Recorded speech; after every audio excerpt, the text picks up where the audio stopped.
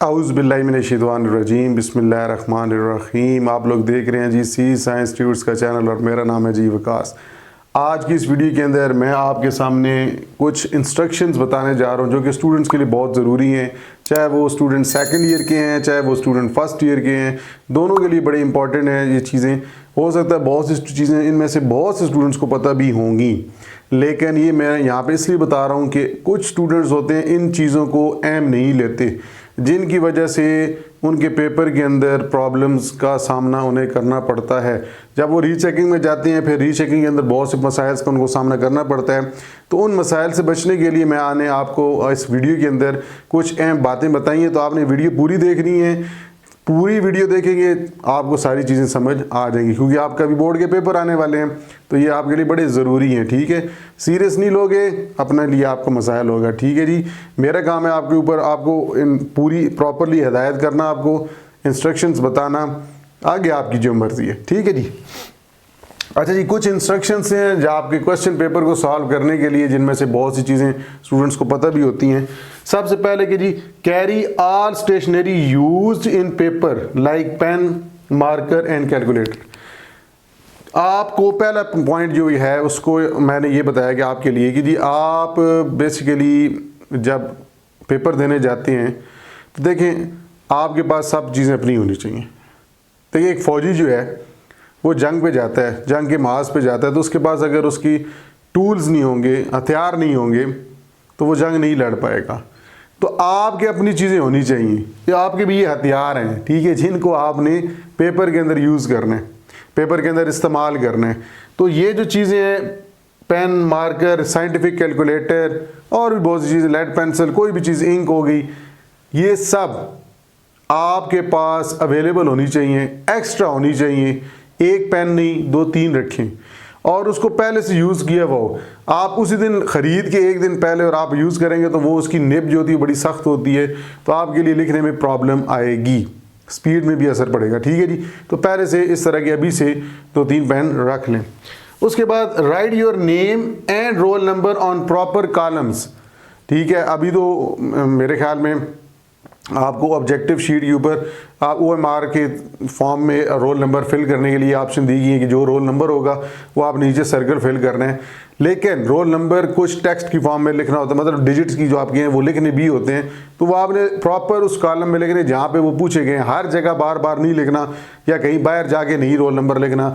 जो स्पेसिफिक जगह आपकी बनी होगी उसी जगह पे आपने कॉलम की सूरत में वो आपने रोल नंबर लिखना है। ठीक है जी। और क्वेश्चन पेपर पे ज़्यादातर एग्जामिनर्स अलाउ नहीं करते, लेकिन अगर वहाँ पे कुछ जगह बनी हुई है तो वहाँ पे लिख दें, नहीं तो वो खुद आपको बताते हैं कि आप अपना रोल नंबर यहाँ पे लिख लें। उसके अलावा कोई चीज़ आपने ऊपर नहीं लिखनी।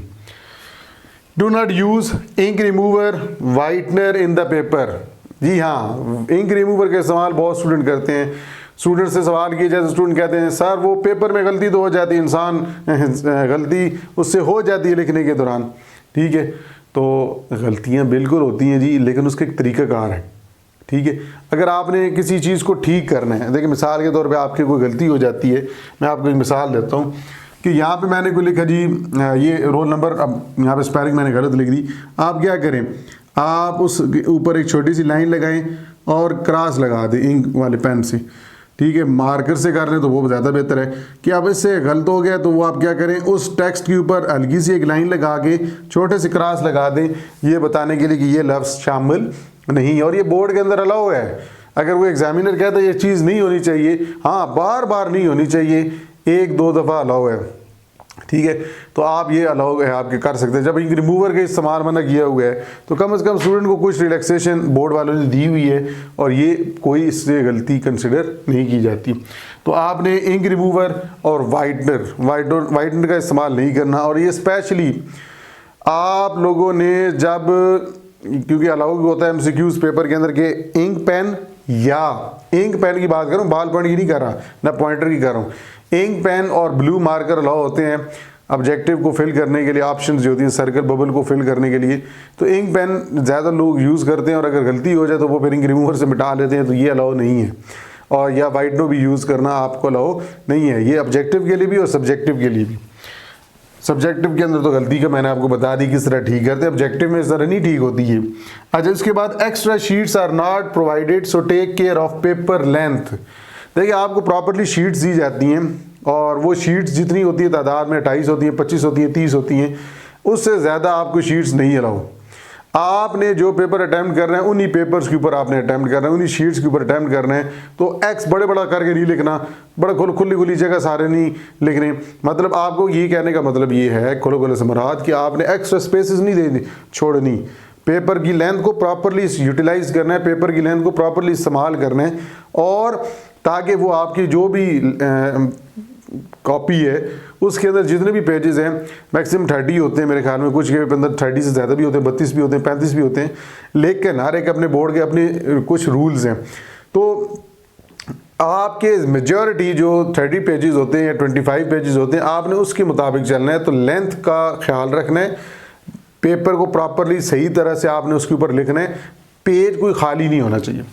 उसके बाद do not leave empty spaces on और वाइट लाइंस, मैंने भी आपको बता दिया ये कि आपने कोई खाली लाइन नहीं छोड़नी। मतलब आप ये 5-5, 6-6 लाइनें छोड़ के आंसर लिख रहे हैं, 3-3, इस तरह आपके आंसर पूरे नहीं होंगे। पेपर की शीट्स कम भी पड़ सकती हैं, extra blank spaces, empty spaces आपने नहीं छोड़नी। एग्जामिनर समझेगा कि यहाँ पे ये चीज़ पेपर ख़त्म हो गया है, ठीक है, तो सोच समझ के fill relevant circle in objective, think carefully before filling. आपने जब भी एमसीक्यूज के अंदर ऑप्शंस फिल करने हैं, सबसे पहले आपने ये अपना जो दिमाग है इसको उधर ही फोकस करना है। आपने केयरफुली, आपने एहतियात करनी है किस चीज़ की, पहले आपने सोच समझ के सवाल पढ़ना है कि उसमें जो पूछा जा रहा है वो क्या पूछा जा रहा है, कौन सी ऑप्शंस के बारे में जिक्र किया जा रहा है, उनमें से कोई ऑप्शन है भी या नहीं। पहले आपने अपने थिंकिंग पावर आपने वहाँ पे इस्तेमाल करनी है, आपका ब्रेन सही तरह से वहाँ पे सवाल की तरफ फोकस होना चाहिए। ये नहीं आके बंद करके निशान लगा तो बाद में क्या होगा, आप दोबारा उसको ठीक नहीं कर सकते, क्योंकि वो OMR शीट्स को, OMR जो शीट्स होती हैं उनको OMR डिवाइस जो होती है, ऑप्टिकल मार्क रिकग्निशन डिवाइस, वो उसको रीड करती है और वो कटिंग रेजिंग, आप सर्कल फेल प्रॉपर नहीं कर रहे, टिक लगा दिया, टिक भी अलाउ नहीं होता, सर्कल फेल करना है, खाली सिर्फ सर्कल बनाना भी नहीं होता, सर्कल फेल करना है, वो प्रॉपरली वो बाहर नहीं जाना चाहिए उससे। तो ये सारी चीज़ें सोच समझ के आपने करनी है। Write answers to the questions that come well first, ये शॉर्ट क्वेश्चन से रिलेटेड ये बात है कि अगर आपको जो क्वेश्चंस आते हैं पहले वो अटेम्प्ट करें। बहुत से मैंने स्टूडेंट्स को देखा है कि जो उनको क्वेश्चंस नहीं आते होते वो पहले ट्राई कर रहे होते हैं। एक तो सबसे बड़ा नुकसान ये होता है कि वो जब वो पहले सवाल करते हैं उनको वो सही तरह से 100% नहीं आता, तो वो फिर अपना टाइम वक्त वहाँ पे ज़्यादा लगा देते हैं। और जब बोर्ड का पेपर दे के आते हैं जी, वो फिर उनके से गिला क्या होता है कि जी बोर्ड वाले ने बहुत ज़्यादा लेंथी पेपर बनाया था, टाइम हमारे पास कम था। ओ भाई, टाइम आपके लिए ही बनाया गया था, पेपर आपके ही मुताबिक था, आपने पेपर के टाइम को सही तरह से इस्तेमाल नहीं किया, आपने एक्स्ट्रा क्वेश्चंस के ऊपर एक्स्ट्रा टाइम लगा दिए, आपको टू द पॉइंट जवाब लिखने, वो आगे वाला टू द पॉइंट वाला भी आएगा। तो इसलिए आपको जो सवाल आते होंगे वो आपने पहले अटैम्प्ट करने हैं। 100% जो आपको आते हैं वो शॉर्ट क्वेश्चंस आपने पहले अटैम्प्ट कर रहे हैं। यहाँ पे मैंने लिखा है ना, write answers to the questions that come well first. Well first मतलब जो आपको पहले अच्छी तरह से आते हैं, आपने उनको पहले अटैम्प्ट करना है। उसके बाद give proper answers relative to the question, to the point जवाब लिखे। वही बात, एक्स्ट्रा नहीं लिखना, एक्स्ट्रा लिखने से भी आपका टाइम ज़ाया हो जाता है। जो आपको सवाल पूछा गया है उसके मुताबिक टू द पॉइंट लिखें और देखें वो सवाल कितने नंबर के, 2 नंबर का ही होता है। इसलिए कंप्यूटर की बात करूँ, बाकी हर सब्जेक्ट का अपना अपना तरीक़ाकार होगा। तो कंप्यूटर के अंदर शॉर्ट क्वेश्चन होते हैं 2 नंबर के, तो आपने ये देखना है जो सवाल पूछा जा रहा है वो 2 नंबर के लिहाज से होना चाहिए, कम से कम 4 लाइन्स तो होंगी, और अगर एग्जाम्पल्स हैं तो एग्जाम्पल्स को भी लाजमी मेंशन करना है। उसके बाद जी एंश्योर स्पीड एंड एक्यूरेसी, आपकी स्पीड ठीक होनी चाहिए। जी हाँ, आप ये नहीं, ये पेपर आ गया जी, पेपर आपको सारा आता है तो स्लो स्लो लिखने से टाइम ज़ाया भी हो सकता है और आपके बहुत सारे सवाल छूट जाएंगे।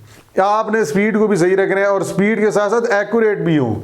ये ना हो कि आपने स्पीड तेज और आपको जो लिख रहे हैं वो एग्जामिनर को समझ ही नहीं आ रहा, पेपर चेक करने वाले को समझ नहीं आ रहा होगा कि लिखा क्या है इसने।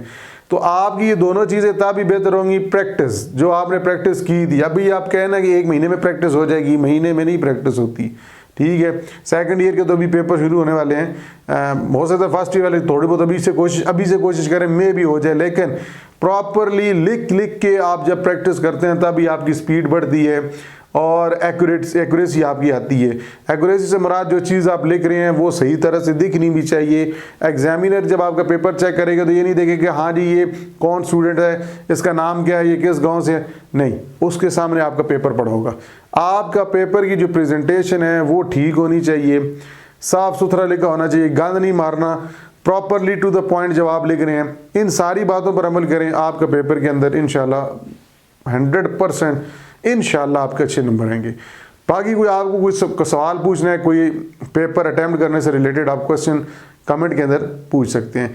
तो उम्मीद करता हूँ ये आपको वीडियो पसंद आई होगी। स्टूडेंट्स के लिए मैंने थोड़ी सी इंस्ट्रक्शंस मैंने कहा बता दें, वैसे तो आपको बड़े ज़हीन है आप लोग, वैसे ही आपको पता होता है, लेकिन फिर भी मेरा एक फ़र्ज़ बनता है क्योंकि ये चीज़ें बतानी चाहिए। बहुत ज़्यादा बहुत से टीचर्स इससे भी अच्छी चीज़ें बताते हो जो मेरे पास नहीं है मालूमात, लेकिन मैंने कहा जितनी मेरे पास नॉलेज है मैं इसको अच्छी तरह से यूटिलाइज़ करूँ अपने स्टूडेंट्स के साथ। तो उम्मीद करता हूँ इंशाल्लाह आप इसके ऊपर अमल करेंगे और आपको इससे बेनिफिट मिलेगा इंशाल्लाह जी। तो नेक्स्ट वीडियो में आपसे मिलते हैं। वीडियो को लाजमी लाइक करना है, अगर आपको पसंद आती है, नहीं आती बेशक लाइक ना करें, कोई प्रॉब्लम नहीं है। और अगर फर्स्ट आए हैं, न्यू आए हैं, आपने पे लाजमी चैनल को सब्सक्राइब करना, शेयर लाजमी करना है, शेयर वाले बटन को प्रेस करने ऐसे आपको कुछ नहीं होता, ठीक है जी, आपको कोई करंट नहीं लगता, आपने बेशक शेयर को करना है, इस वीडियो को भी और चैनल को भी शेयर करना है। इंशाल्लाह नेक्स्ट वीडियो में आपसे मिलते हैं, तब तक के लिए अल्लाह हाफिज़।